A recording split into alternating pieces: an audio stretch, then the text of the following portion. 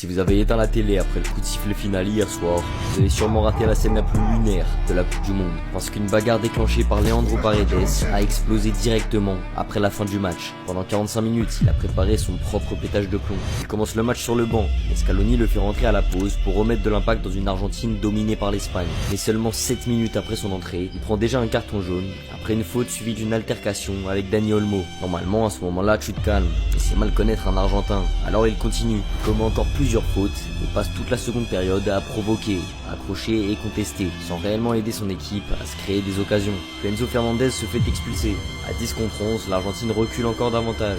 Et à la 106e minute, Ferran Torres inscrit le but qui offre la Coupe du Monde à l'Espagne. Sauf que quand l'arbitre siffle enfin la fin, Paredes ne va pas féliciter les champions. Bien au contraire, il agrippe Eric Garcia, fait tomber Gavi et déclenche une bagarre au milieu des célébrations espagnoles. À coups d'étranglement et de balayettes, son propre sélectionneur et ses coéquipiers doivent venir le maîtriser. Il reçoit finalement un carton rouge alors que la Coupe du Monde est déjà terminée.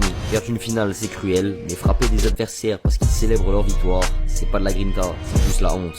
Il y a tellement de trucs à dire sur cette Coupe du Monde qu'on va continuer d'en parler, alors n'hésitez pas à vous abonner les gars.